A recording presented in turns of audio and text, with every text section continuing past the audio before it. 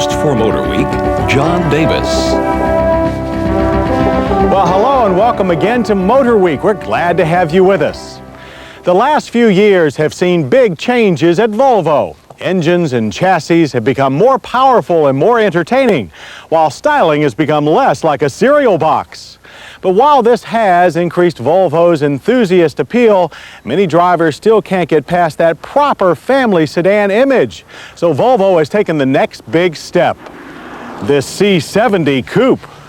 Now, wouldn't you trade in your BMW for a Volvo like this? You would, only if you don't mind adding a dose of individuality and elegance to your driving experience. For the new Volvo C70 Coupe is both, but it refuses to be crass about either. Even in this stunning saffron clear coat, the car seemed amazingly at home among the sleepy streets of the graceful lady known as Savannah. This historic city's charm wraps around every corner. Yet the steamy beauty of the C70 glided past the timeless background without causing a visual stir. Framing the front style of the C70 are soft curves, a smallish grille, and complex lens headlights that, while clearly contemporary, just as clearly still say Volvo. C70 designers have managed to eliminate the box while retaining the lineage. It is an athletic shape from front to back, with just enough flair to the hips to keep things interesting. And at the rear, where the seemingly chopped roofline meets easily with a short trunk lid, the C70 is one car whose designers knew how to bring a flowing form to a tidy end. It is simply beautiful.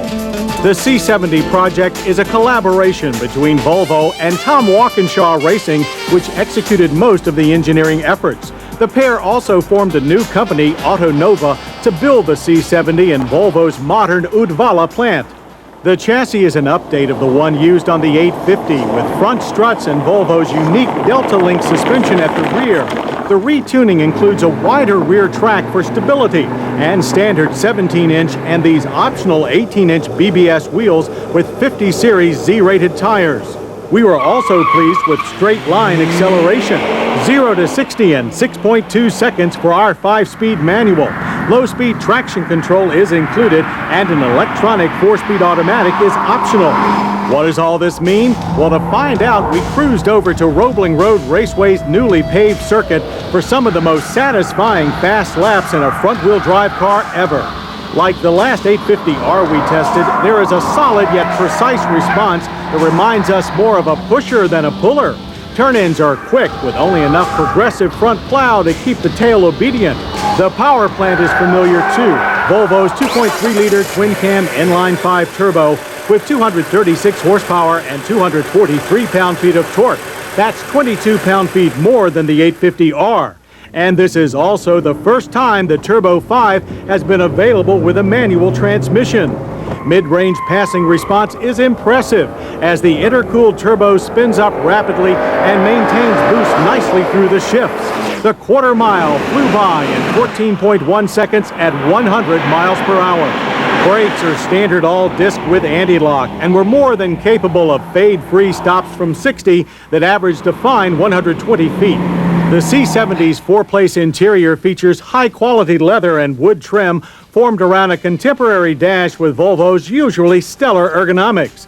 That is, except for a couple of hard-to-see switches behind the left of the steering wheel. The gauge package is clear, although we always want more of them. The seats are firm and have fine lateral and back support, and we could spend hours in them. 4 airbags encircle the front occupants, front and side. The automatic climate controls are expectedly straightforward in design, residing above the standard Alpine stereo with N-Dash Mini CD changer.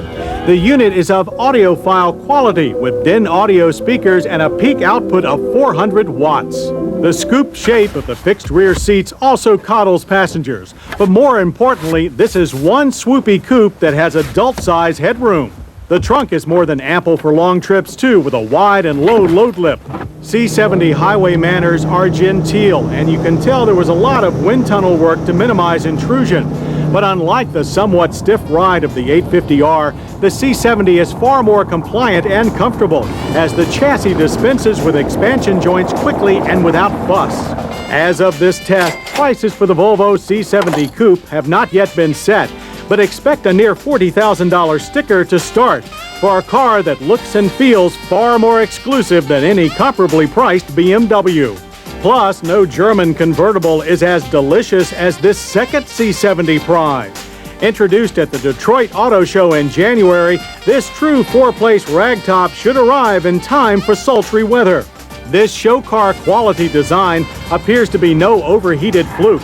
The C70 signals that while the traditional Volvo values are still valid, they no longer appear traditional.